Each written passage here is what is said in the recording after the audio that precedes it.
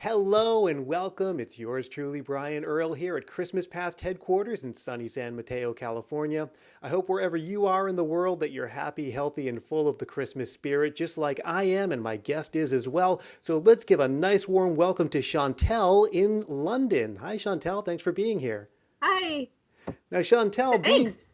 being from England or having lived there for a while now, you're probably aware that many of our most treasured Christmas traditions here in America come to us from England. And that sounds like the makings of a really fun game of Christmas trivia. So you are here to play Christmas Trivia, the UK edition. Now, let me explain the game before we Yeah. get started. Our game, as always, goes in 4 rounds with 5 questions each. Each round follows a particular theme or question format. Every correct answer is worth 1 point, and no points are taken off for an incorrect answer. And of course, I have the discretion to award partial points or bonus points. Along the way, we'll get a chance to know Chantelle a little bit better and learn all about what it's like over there in England and other things besides. But for now, let's play a round of Christmas trivia. Chantelle, are you ready? Yes. All right.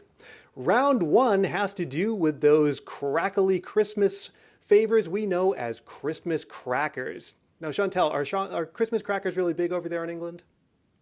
Yes, everybody has Christmas crackers at dinner. It's actually popular in Canada as well, where I'm originally from, but I don't know a family that doesn't do Christmas crackers. They're not quite as popular here in America, but I think they're catching on. I usually see them on the shelves at various places, and I usually bring them to parties. They're lots of fun. But let's find out how well we know the history of the Christmas cracker. So, first of all, question number one. The first Christmas crackers are thought to have been invented by a London confectioner named Tom Smith. The first versions were simple candies wrapped in paper twists that included what tucked inside? Was it A, promotional coupons toward further purchases? B, love poems, or C, fortune cookie style fortunes? Fortune cookie style fortunes, I think. You know, eventually they did put in fortunes and other things too, but the very first ones were love poems. And the reason for that was he was Oh, inspired by bonbons when he made a visit to Paris, and he came back and wanted to wrap his confections like that to boost sales after Christmas. So he, as a Valentine's Day promotion, hmm. put the love poems inside the twists. Now, the crackling element, of course, the sound it makes when you pull it apart, that would come later. And that was said to be inspired by what? Was it A, the tradition of celebratory gunfire on Christmas, which is common in some countries? Was it B, the crackling sound of a log on the fire? Or C, the loud knocking on the door by visiting carolers? Ooh. Gosh, I don't know, but I'm gonna guess the crackling fire That's because exactly it's a right. log, sort of. Yep, and now this isn't documented Yes. anywhere, but its legend has it that that's what he was inspired by. Question number three. Now, for this question, we need to do a little bit of setup. Are you familiar with the concept of a Christmas cracker pulling chain? Chain. Oh, would that be in a circle or it's like across arms, right? Yes, I that's think. right. So the idea is that I would be holding one end of a Christmas cracker, say in my right hand, and you would be holding the other end standing next to me in your left hand, and I would be doing likewise with my left hand, and so on, so forming a human chain of people simultaneously pulling Christmas crackers. So this question has to do with the world record for the longest of such. So according to the Guinness Book of World Records, the longest Christmas cracker pulling chain ever recorded happened in 2015 at a London school. It consisted of how many people? Was it A, 526, B, 796, or C, 1081? Oh my gosh, that's so many people. I'm gonna guess just the 500 number. You would be correct if you No? doubled it. It was Oh 1081. wow. And there have been other That's attempts since, but that is the one that's actually, according to the Guinness Book of World Records, the official documented longest case of the Christmas cracker pulling chain. very Now, impressive. I'd say. Number four, most Christmas crackers today are made in China, but there are some independent makers still in operation. For example, Upper Crust Christmas Crackers. They make custom Christmas crackers for high-end clients, including which of these? A, they make pink feathery crackers for Elton John. B, they make Christmas crackers filled with 5,000 pounds worth of jewelry for David Beckham. Or C, Christmas crackers filled with inappropriate jokes for Ricky Gervais. Oh man. Um, I'm gonna say the Ricky Gervais one. That seems the most likely. That would be the most fun to get. However, the correct answer was the pink feathery ones for Elton John. Oh, Yeah. yeah. And on their website, they don't have a Those would be picture of fun to those, but get too. that would be super fun to get. All right, last question for this round. Christmas crackers have what dubious distinction? Is it A, in 1998, a line of Spice Girls themed Christmas crackers was the top selling Christmas favor in the UK? Was it B, that passengers on commercial flights in the US are explicitly prohibited from carrying them on board? Or C, some countries require that they be sold with a warning label that the cracking sound can cause hearing damage? I don't think that the sound could cause damage. I bet that they're not allowed on flights though, because it is a small amount of like sort of gunpowder or whatever. So I'm going to go with B. You are correct. You actually cannot bring them on flights. So we are now at the end of round one, and you have scored 2 points. You're on the board and ready to go on. But first, let's get a chance to know you a little bit better, Chantelle, because you happen to run one of the most popular Christmas blogs going, All Things Christmas. Can you tell me a little bit about what's going on there this season?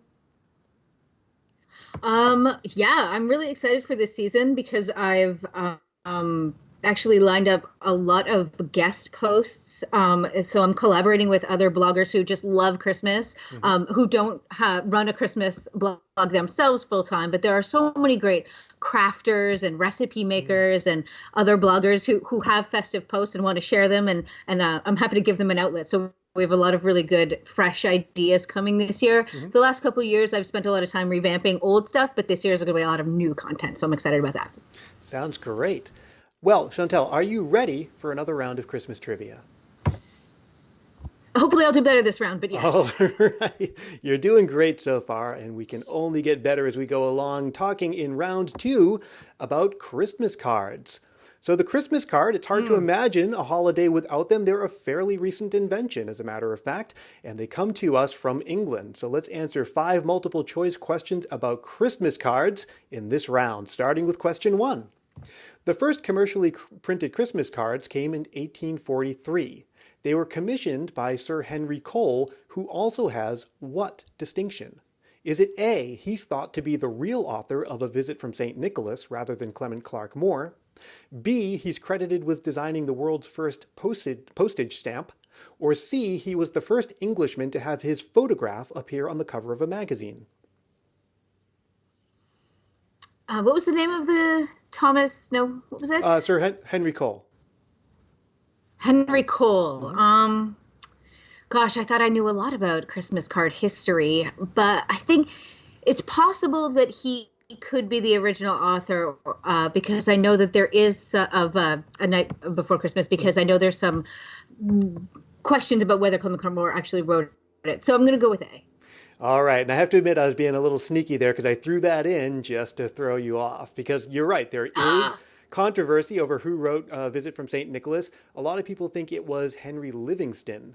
Henry Cole, however, is from England, and he commissioned an artist named Horsley, I forget his first name, to design the first card. And part of the reason that he may have done that in the first place is because he was one of the people behind the penny post in England, and as such, he is credited with being one of the people, at least a contributor, to the design of the very first postage stamp. So the answer Well, that would go in line you to create a product to boost your other product. So that is a matter of knowing which way the wind is blowing, for sure. All right. Question number 2. Early Christmas cards in England differed in many ways from the cards we are familiar today, including which of these? Was it A, the paper they were printed on was usually scented? B, they almost never actually depicted Christmas? Or C, they were twice the size of today's cards? they may very well could have been the twice the size, but I do know that the first Christmas cards hardly had anything to do with the modern imagery we associate with Christmas now. They would have birds, or they would have feasting and food, that sort of thing. So I'm going to go with that answer. That is absolutely correct. So for a long time, most of what you would see were springtime scenes, and that was the idea, that the Christmas card was meant to get you through the winter and put you in the mind of milder temperatures. So you'd see a lot of flower patterns, a lot of young ladies in springtime dresses, things like that. and then eventually some of the feasting and then inevitably more of the actual Christmassy imagery. So odd but true. So one of Sir Henry's first Christmas cards to his grandmother was actually recently sold at auction. What did it sell for? Was it A, £22,500, B, £515,000, or C, £1.1 million? I would spend £1 million for sure for the one of the first, but I think let's go with the sort of middle number, 550, under $1 million. That sounds about right. Well, I'm sure it'll be worth less? that to somebody someday, given enough time. But the correct answer was £22,500, and that was just a few years ago, as a matter of fact. All right. My value, I guess, would be different. Now, you still have a couple questions left to get some points on the board for this round. Oh, you actually do have 1 point for this round. Question number 4. The first Christmas card had a design depicting a family wishing the recipient a Merry Christmas and a Happy New Year. But this was controversial. Why? Was it A, a young couple is seen engaged in a kiss? B, a woman is shown who's wearing a dress short enough to expose her ankles?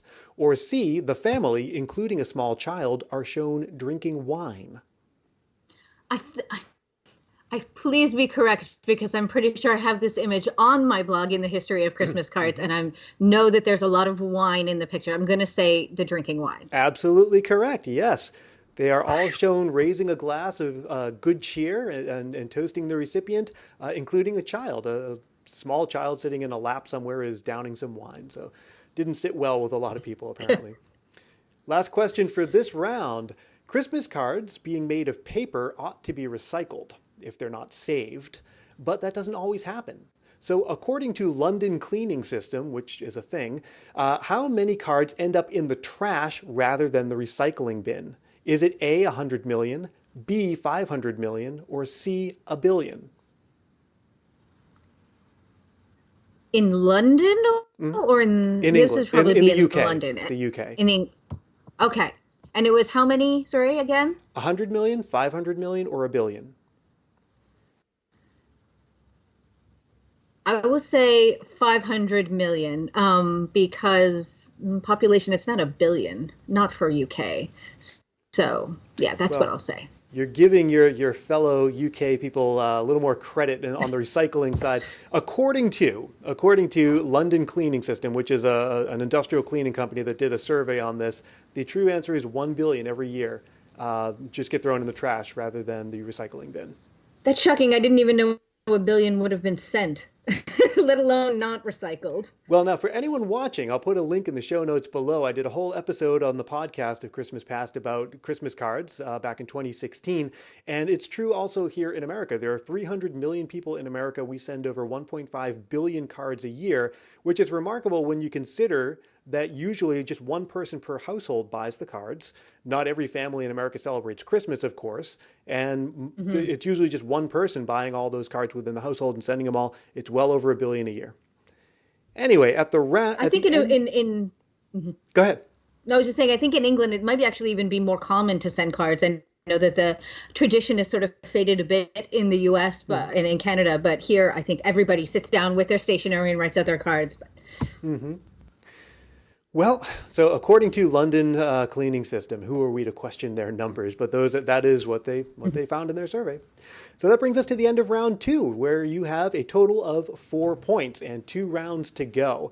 But before we move on, let's take another break and get to know Chantelle a little better, because Chantelle, you are a published author of the book My Mother is a Christmas Elf. Could you tell us a little bit about that?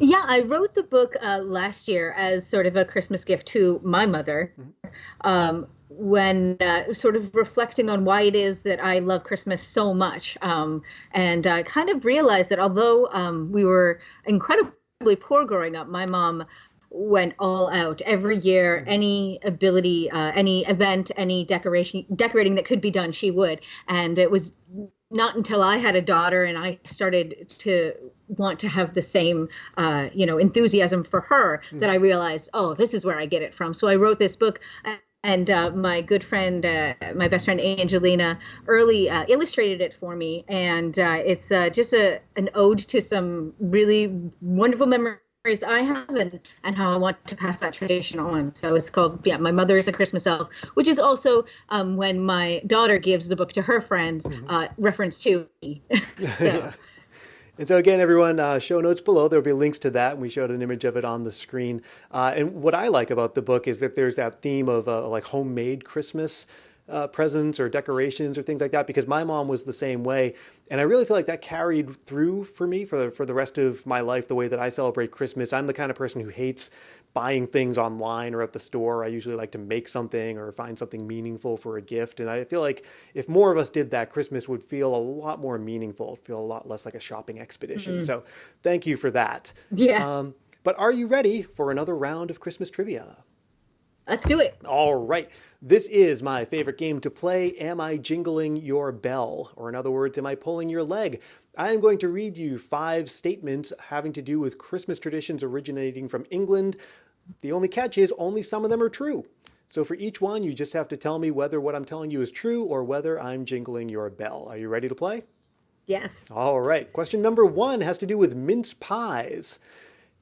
An Australian man set the world record for eating 3 entire mince pies in 54 seconds. True. That is 100% true. Don't know why he did that, but he did, and it's on They're record. delicious. All right. Question number 2. The oldest published recipe for a Christmas plum pudding calls for half a pint of goose blood. Yeah, in England, yeah, true. Well, if there is, it's No. not what I was thinking. I was jingling your bell in that. Although some recipes actually do call for things kind of like that. But anyway, maybe we'll get back to that later. Yeah. Question number 3. A 17th century custom from Oxfordshire says that if maidservants ask a man to bring ivy for Christmas decorations and he does not, they are allowed to nail a pair of his breeches to the gate. That's way too detailed not to be true. That must be true. That is 100% true. No word on whether that's still in practice, but if it isn't, it should be. We'll look into it. Question number 4, speaking of the 17th century, that's when Father Christmas first appeared.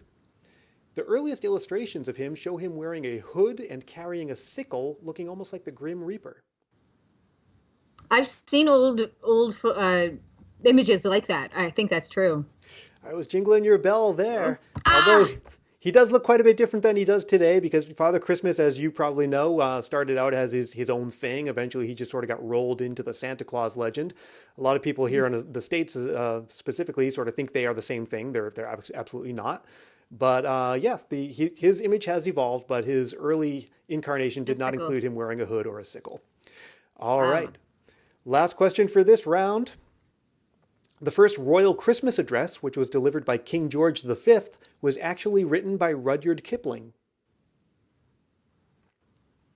Oh, I have no idea. I will say false because I haven't guessed that yet. Okay. But in this case, that was true. Rudyard Kipling wrote the King's first speech. Right? So at the end of round 3, you got 2 from that round, so we're up to a total of 6 points. Not bad at all. 2 each round. 2 each round. And 1 round to go where we are going to fill in the blank. Why don't we hop right into that now? Question number 1. In A Christmas Carol, what is the name of Scrooge's old girlfriend? Something that Isabel? No. No. Okay, and like I said, I can give you half points because the name was Belle. You said Isabel. That's worth half a point in my book. So, all right. Question number 2. Traditional recipes for Christmas plum pudding call for that hard beef or mutton fat known as what? Suet. Correct. Question number 3. It's said to be important to add cinnamon, nutmeg, and cloves to mince pie because those 3 ingredients represent what? Gold, frankincense, and myrrh. Correct. The gifts of the wise men. Question number 4. Matcha, yep. Christmas crackers generally include this festive headwear. Oh, a paper crown. Paper crown, absolutely. And your last question, the last Sunday before Advent is often referred to by this culinary sounding name. The last Sunday before Advent. Oh, it's a feast of some sort, maybe? No, what would something you might do to prepare for a feast?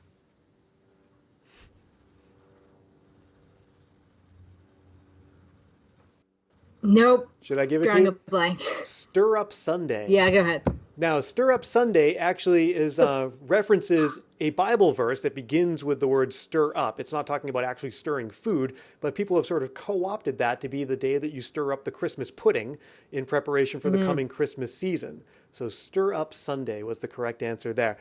Now, at the end I of wouldn't have gotten that one. okay, at the end of all four rounds, you have 2, 4, 6, 7, 8, 9.5 points. Very good showing for this game of Christmas Trivia, the UK edition. So I want to thank you very much for playing, but before I let you go, Chantel, how are you spending Christmas this year? This year, I'm very excited. My mom is coming from Canada to England. This will be our second Christmas here in England. And last year we had other guests, but this year, my mother, the Christmas elf herself, will be here, and I'll get to show her all of the wonderful Christmassy things in London. So I'm very excited about that. That certainly sounds lovely. And before I let you go, I want to let everyone know, again, you can check the show notes below to find links to all things Christmas, Chantals Book, and anything else I think is going to be important. That's also in the notes below is where you can leave me a comment to let me know that you are interested in playing this game. You can also write me at christmaspastpodcast@gmail.com. And who knows, someday soon, maybe I can put your Christmas spirit to the test. Until then, thanks very much for watching. Thanks again to Chantel. Bye-bye.